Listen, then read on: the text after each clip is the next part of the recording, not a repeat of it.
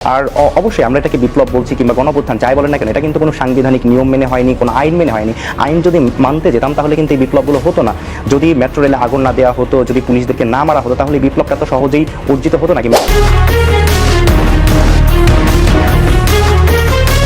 আন্তর্জাতিক অপরাধ ট্রাইব্যুনাল, যেখানে বাংলাদেশের জনগণের সর্বোচ্চ বিশ্বাসের জায়গা, অথচ বর্তমান অন্তর্বর্তীকালীন সরকার মিথ্যা মামলায় শেখ হাসিনাকে ফাঁসাতে যে তৈরিকৃত সাজানো নাটক আছে জনসম্মুখে হাসির পাত্র হয়েছে এই আন্তর্জাতিক আদালত। তবে এই মিথ্যা মামলার বিষয়ে হুঁশিয়ার করেছেন সেনাপ্রধান। যেই হোক, যেই দলেরই হোক, যেই মতেরই হোক, যেই ধর্মের হোক, সেটা আমরা করব। তাদের বিরুদ্ধে যদি কোনো অভিযোগ থাকে, মামলা হয়, অবশ্যই তারা শাস্তির আওতায় যাবেন। কিন্তু অবশ্যই আমরা চাইব না যে এক্সট্রা জুডিশিয়াল কোনো অ্যাকশন তাদের উপর হোক, বিচার বহির্ভূত কোনো কাজ হোক, তাদের উপরে হামলা হোক। বা যেখানে পুলিশ হত্যার দায়ী নিজ মুখে স্বীকার করেছে সমন্বয়ক হাসিবুল্লাহ, অথচ আজ 9.5 মাস পর সম্পূর্ণ দায়ভার দিলেন শেখ হাসিনাকে। তবে যে শুধুমাত্র হাসিবুল্লাহ প্রমাণিত তা নয়, সাথে আছেন আরো অনেক সমন্বয়কের স্পষ্ট বক্তব্য। আমি নিজে পুলিশের সাথে মারামারি করেছি, পুলিশের গায়ে হাত দিয়েছি। এখন যদি কোনো মতে যদি শেখ হাসিনা ফিরে আসে, সে আর জোর করে কিছু করা লাগবে না, সে রাষ্ট্রীয় নিয়মে আমাকে ফাঁসি দিতে পারবে। আসামি শেখ হাসিনার ফোন আলাপের থেকে আরো জানা যায়, তার ষড়যন্ত্রমূলক পরিকল্পনায় দলীয় সশস্ত্র ক্যাডার বাহিনীর মাধ্যমে সেতু ভবন, বিটিবি ভবন, মেট্রো রেল স্টেশন সহ রাষ্ট্রীয় গুরুত্বপূর্ণ কিছু স্থাপনা, কি পয়েন্ট ইনস্টলেশন, অগ্নিসংযোগের মাধ্যমে পুড়িয়ে দিয়ে আন্দোলনকে ভিন্ন খাতে প্রবাহিত করার জন্য আন্দোলনরত ছাত্র জনতার উপর দায় চাপিয়ে দেওয়ার মাধ্যমে অন্যান্য অমানবিক আচরণ বা আদার ইনহিউম্যান অ্যাক্ট সংগঠন করেন। এছাড়াও জুলাইয়ের আন্দোলনে থাকা অনেক শিক্ষার্থী ইতিমধ্যে গণমাধ্যমে বিভিন্ন পর্যায়ে সমন্বয়কদের মুখোশ উন্মোচন করেছেন। এনসিপি আমাদেরকে এবং বাংলাদেশের জনগণকে বলেছিল তারা একটা নতুন ধারার রাজনীতি দেখাবে, তারা একটা মধ্যপন্থার রাজনীতি বাংলাদেশের মানুষের কাছে তুলে ধরবে। তারা নিজেদের পজিশন গড়ে তোলার জন্য, নিজেদের পাওয়ার গড়ে তোলার জন্য তারা উঠে পড়ে লেগেছে। এছাড়াও সন্ত্রাসী পরিকল্পনায় শেখ হাসিনার নাম উন্মোচন করলেও গত 5 আগস্টের পূর্বে অন্তর্বর্তীকালীন সরকারের প্রধান উপদেষ্টা ডক্টর ইউনূসের সাথে সর্বকালীন সর্বসময় কথা বলেছেন সমন্বয়ক সহ উপদেষ্টারা, যা এক গণমাধ্যমে প্রকাশ করেন সমন্বয়ক মাসুদ। 1 আগস্ট রাতের দিকে আমাদের সাথে ডক্টর মোহাম্মদ ইউনূসের সাথে আমার প্রথম কথা হয়। ডক্টর ইউনূস সাহেব প্রয়োজনে দেশের প্রেসিডেন্ট হবে, আমরা ডক্টর ইউনূস সাহেব রাষ্ট্রীয় সম্পদ, উনাকে দেশের কাজে লাগাবো। কিন্তু নির্বাচন দিলে আপনাদের মন খারাপ কেন? গরম বাতে বিলাই বাজার, উচিত কথায় বন্ধু বাজার। আপনারা হাসিনার চাইতো বড় ফ্যাসিস্ট। নির্বাচন দিলে বিএনপি ক্ষমতা আসবে, তো বিএনপিকে যদি জনগণ ভোট দেয়, আপনাদের সমস্যা কোথায়? রাষ্ট্রের মালিকানা জনগণ, জনগণ যদি সিদ্ধান্ত নেয় তারেক রহমান প্রধানমন্ত্রী হবে, আপনার এত সুলকানি কেন মিয়া?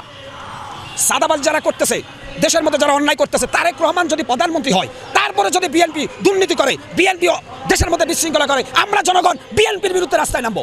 কিন্তু সেই সুযোগটা তো দিবেন। কিন্তু আজকে সত্য কথা বললেই আপনারা যাকে তাকে দালাল ফতুয়া দিচ্ছেন। আপনারা কি মসজিদে নববীর খাদেম নাকি মিয়া? অতএব আমি বলবো বাংলাদেশের প্রত্যেকটা সচেতন নাগরিককে, ফেসবুকে কিছু তেলবাজ ভাড়া করে নিছে, এখন দেই যে একটা অযৌক্তিক কথাকে সবাই সমর্থন দিচ্ছেন, এর মানে ফেসবুকের ভাড়াটিয়া গুন্ডা ওরা মিয়া। আমরা ফেসবুকে ভিডিও ছাড়তেছি মাটি মেহনতি মানুষের পক্ষে, আর আপনারা কমেন্টের মাধ্যমে প্রমাণ করতেছেন যে এই বক্তব্য সঠিক না। তাহলে কোন বক্তব্য সঠিক? নির্বাচন অনেকে বলতেছেন 10 বছর পরে হওয়া লাগবে, অনেকে বলতেছে নির্বাচন 5 বছর পরে হওয়া লাগবে। আরে ভাই, একটা মনে হচ্ছে বাংলাদেশের সব আইন প্রণেতা হয়ে গেছে। একটা স্বাধীন সার্বভৌমত্ব বাংলাদেশে যে বিশৃঙ্খলা তৈরি হয়েছে, এর কারণ হচ্ছে স্বরাষ্ট্র মন্ত্রণালয়, পররাষ্ট্র মন্ত্রণালয়, যে কয়টা মন্ত্রণালয় আছে উনারা কন্ট্রোল করতে পারতেছেন না। কারণ পুলিশ কোন দলের হয়ে কাজ করবে, পুলিশ দ্বিধাদ্বন্দ্বে আছে, যার কারণে মাঠ পর্যায়ে আইন শৃঙ্খলার অবনতি হচ্ছে। এজন্য আমি বলছি নির্বাচন হচ্ছে চূড়ান্ত সমাধান। ডক্টর ইউনূস সাহেব প্রয়োজনে দেশের প্রেসিডেন্ট হবে, আমরা ডক্টর ইউনূস সাহেব রাষ্ট্রীয় সম্পদ, উনাকে দেশের কাজে লাগাবো। কিন্তু নির্বাচন দিলে আপনাদের মন খারাপ কেন? গরম বাতে বিলাই বাজার, উচিত কথায় বন্ধু বাজার।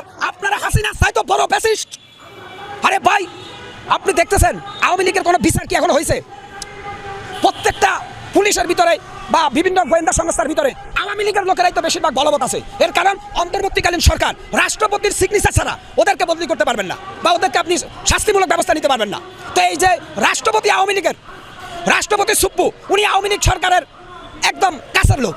তাহলে আমি চাচ্ছি যে যদি নির্বাচন হয় তাহলে রাষ্ট্রপতি চেঞ্জ হবে, নির্বাচন হওয়ার পরে সবকিছু চেঞ্জ হবে, নতুন ভাবে নতুন আঙ্গিনায় নতুন বাংলাদেশ আমরা সাজাতে পারবো। নির্বাচনের পরে সংসদ হবে, স্পিকার হবে, রাষ্ট্রপতি চেঞ্জ হবে, তাহলে দেশের মধ্যে যারা ডেভিল আছে, দুষ্কৃতকারী আছে, এদেরকে চিহ্নিত করে আইনের আওতায় নিয়ে আসবো। এই বাংলাদেশকে আমরা আস্তে আস্তে মেরামতের কাজে হাত দিব। তারেক রহমান যে বক্তব্যগুলো ইদানিং দিচ্ছেন, তারেক জিয়া একটা বক্তব্যকে তিনি মানুষের বিপক্ষে দিয়েছেন। তারেক রহমান যে বার্তাগুলো দিচ্ছেন, এগুলো কি উনি খারাপ কোনো বক্তব্য দিয়েছেন? আরে শুনেন, তারেক রহমানের শরীরে শহীদ জিয়ার রক্ত প্রবাহিত হয়েছে। তারেক রহমানকে নিয়ে আপনারা আলোচনা সমালোচনা করতে পারেন, কিন্তু তারেক রহমান বর্তমান বাংলাদেশের নির্ভরযোগ্য স্ট্রাইকার। তারেক রহমান বর্তমান বাংলাদেশের ভবিষ্যৎ নেতা। আপনারা যত বেশি তারেক রহমানকে নিয়ে সমালোচনা করবেন, তারেক রহমানের জনপ্রিয়তা আগামী দিনে আরো ত্বরান্বিত হবে। আওয়ামী লীগ যদি এই দেশে ঢোকে তাহলে পুলিশ হত্যার বিচার হবে, লুটপাট ডাকাতি হয়েছে সেইগুলোর বিচার হবে। যখন দেখছে বাংলার জনগণ তার পিছে খেয়ে যাইতেছে, তখনই তাড়াতাড়ি একটা উনি নাটক করে ফেলাইছে যে উনি পদত্যাগ করবেন। বাবা ইউনূস সাহেব, এই নাটক ছাত্রদের নিয়ে কইরেন না। আল্লাহ, তুমি জঙ্গিবাদের কাছ থেকে এই দেশকে বাঁচাও। সেন্ট মার্টিতে আমেরিকার সেনাবাহিনী আসছে। সেন্ট মার্টিতে যখন আমেরিকা বেচা কিনার ব্যাপারে ডক্টর ইউনূস সাহেব লেগে গেছে, আমেরিকাতে যখন সেন্ট মার্টি বেচা কিনা করবে ডক্টর ইউনূস সাহেব, যখন দেখছে বাংলার জনগণ তার পিছে খেয়ে যাইতেছে, তখনই তাড়াতাড়ি একটা উনি নাটক করে ফেলাইছে যে উনি পদত্যাগ করবো। সাথে সাথে গেল কি সোশ্যাল মিডিয়ার ক্যামেরা ওই পদত্যাগের দিকে ঘুরে দাও। বাবা ইউনূস সাহেব, এই নাটক ছাত্রদের নিয়ে কইরেন না, এই পায়তারা কইরেন না। কিছু কিছু বললেই খালি আপনি বলেন যমুনা ঘেরাও করান পোলাপান দিয়ে। হ্যাঁ, প্রথমবার আমরা দেখলাম এই দেশের শিক্ষকেরা আন্দোলন করেছে, তাদেরকে গরম পানি মারছেন, পুলিশ দিয়া মারা হয়েছে। আর বিশেষ করে পরে দেখলাম আওয়ামী লীগ নিষিদ্ধ, কাচ্চি বিরিয়ানি দিলেন, সুন্দর সুন্দর পানির ব্যবস্থা করেন, এসির বাতাস ব্যবস্থা করলেন। পরে দেখলাম আমার জগন্নাথ বিশ্ববিদ্যালয়ের পোলাপানে আন্দোলন করতে আসলো, তাদের পিড়িয়া পাথার চামড়া লাল করে দিলেন। এভাবে কোনো রাজনীতি দল চলতে পারে না। ডক্টর ইউনূস সাহেব, বাবাজি, বাংলার মানুষ আপনাকে চায় না, বিশ্বাস করেন। আপনি কোনো জনগণের ভোটে হয়েছেন? হ্যাঁ, আর আপনারা বিভিন্ন মিডিয়ার ভিতরে এই যে মিথ্যাচার করেন, খালি বলেন এই সমন্বয়ক হাসানাত আব্দুল্লাহ সারজিত আলম খালি আওয়ামী লীগ নিষিদ্ধ, আওয়ামী লীগ নিষিদ্ধ, আওয়ামী লীগ নিষিদ্ধ। এই আওয়ামী লীগ নিষিদ্ধ করার কারণ হইলে, বিষয়টা হইলে, আওয়ামী লীগ যদি এই দেশে ঢোকে তাহলে পুলিশ হত্যার বিচার হবে। আওয়ামী লীগ যদি এই দেশে ধরে ঢুকে যায় তাহলে ছাত্র হত্যার বিচারগুলো হবে। আওয়ামী লীগ যদি এই দেশে ঢোকে লুটপাট ডাকাতি হয়েছে সেইগুলোর বিচার হবে। আওয়ামী লীগ যদি এই দেশে ঢোকে 105টা মাজার এই বাংলাদেশে ভাঙচুর হয়েছে সেটার বিচার হবে। আওয়ামী লীগ যদি এই দেশে ঢোকে মাওলানা রমিসুদ্দিনের পিঠে হত্যা করেছে সেই বিচার হবে। আওয়ামী লীগ যদি এই দেশে ঢোকে তাহলে আপনার শাহজালালের পাগল পিঠে হত্যা হয়েছে, এই বিচারগুলো সঠিক একমাত্র আওয়ামী লীগ সরকার করবে।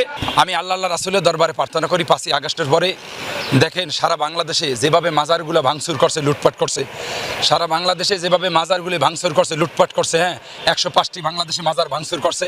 গাজীপুর পুবাইল থানায় আহলে সুন্নাত ওয়াল জামাতের একজন আলমকে পিটিয়ে হত্যা করেছে।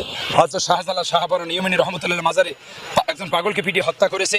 আপনার 150-এর উপরে পাগল ফকিরের হাত পা ভেঙে দিছে। সুফিবাদের উপরে হামলা করতেছে, আহলে সুন্নাত ওয়াল জামাতের উপরে হামলা করতেছে। আমি আল্লাহ রাসূলের দরবারে, আল্লাহ তুমি জঙ্গিবাদের কাছ থেকে এই দেশকে বাঁচাও, তুমি হেফাজত ইসলাম জঙ্গি যারা আছে এদের কাছ থেকে দেশকে বাঁচাও। সঠিক ইসলাম তারা বোঝে না। আর এইভাবে যে মানুষের উপরে আক্রমণ করবে, অলি আল্লাহর মাজার উপরে আক্রমণ করবে, কোরআন শরীফ পর্যন্ত তারা জ্বালাই দিছে। কোরআন শরীফ হাজার হাজার কোরআন শরীফের ভিতরে তারা আগুন দিছে। 5ই আগস্টের পরে অলি আল্লাহর মাজারের সামনে যে মসজিদগুলো ছিল সেই মসজিদগুলো লুটপাট করছে, আগুনে জ্বালাই দিছে, যেগুলো ইসলামের ভিতরে নাই। আর তারা মিথ্যা জাল হাদিস দিয়ে মাজার ভাঙ্গার প্রমাণ করতে চায়। তারা কোনো সময় কোনো জায়গায় আমাদের সাথে বসতে চায় না। আমি চ্যালেঞ্জ করলাম, কোরআন হাদিস যারা আপনারা বসেন, মাজার ভাঙ্গার দলিলে কথা পেয়েছেন, মিথ্যা হাদিস দিয়া মিথ্যা কথা বলে মানুষের ভিতরে ইসলাম প্রচার করেন না আর মানুষকে ধ্বংস করেন না। ধন্যবাদ।